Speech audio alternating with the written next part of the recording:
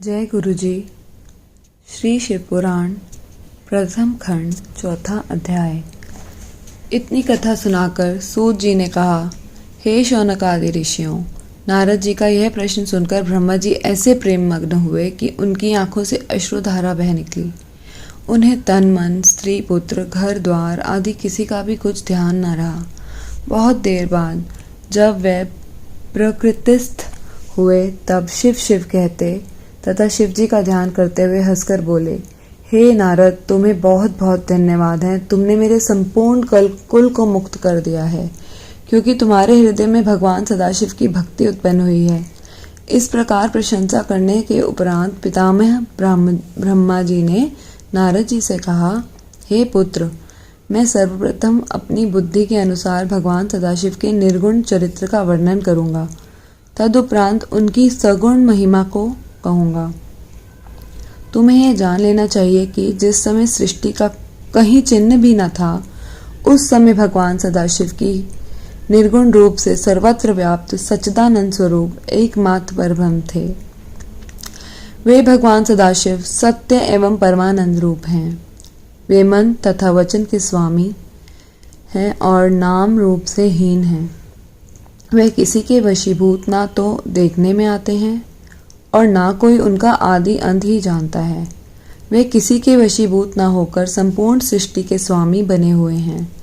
वे ही मनुष्यों के कर्मों के साक्षी हैं तथा सर्वव्यापक होते हुए भी सबसे भिन्न रहते हैं। हे नारद, उन शिवजी की स्तुति करने में सहस्र फणधारी शेषनाग भी हार गए हैं। योगी लोग उनका भजन करते हैं, परंतु उनके आदि और अंत को नहीं जान पाते।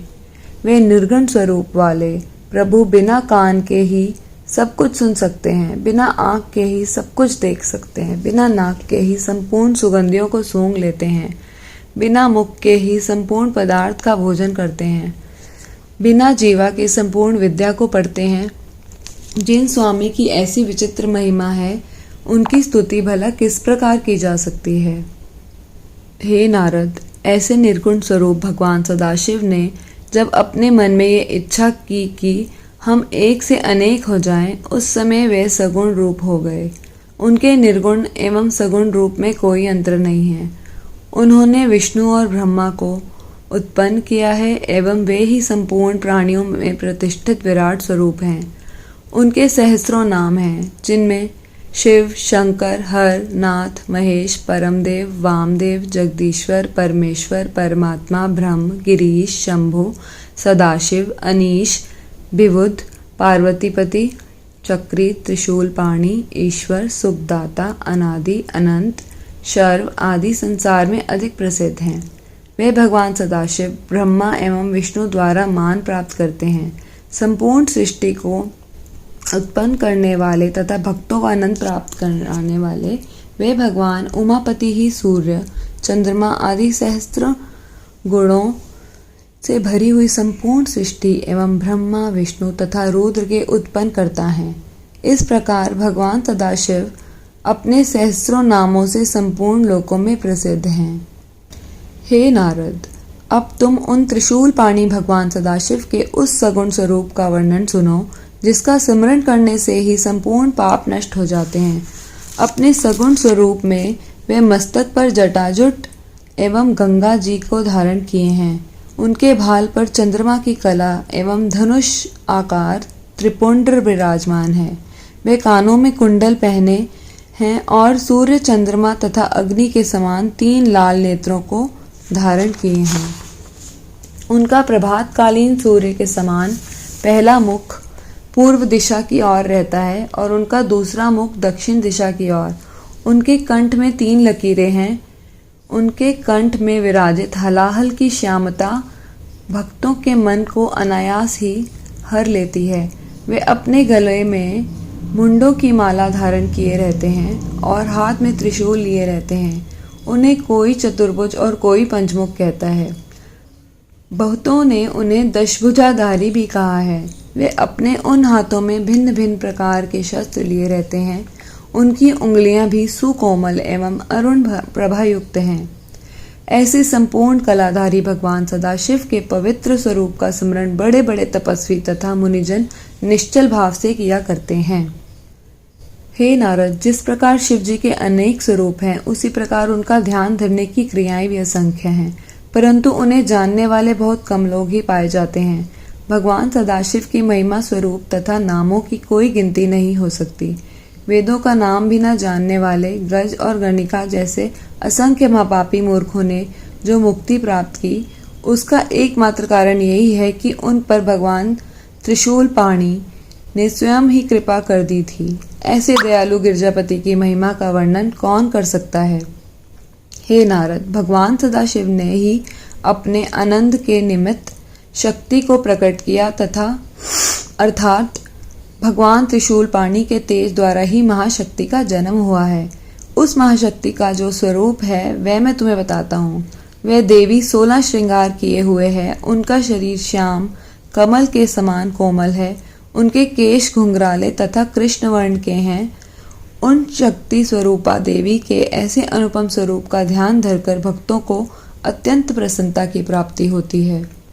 हे नारद, भगवान सदाशिव ने उस परम शक्ति को श्याम रूप में उत्पन्न किया, परंतु अनेक भक्त उन्हें गौरवर्ण अथवा सोने के समान रंग वाली कहकर उनका सिमरन एवं ध्यान करते हैं। इस संसार में जो कुछ भी दिखाई देता है और जहाँ तक वचन कथा तथा मन की गति है, उन सबको इन आदि शक्ति की कृपा से ही उत्पन्न समझना चाहिए।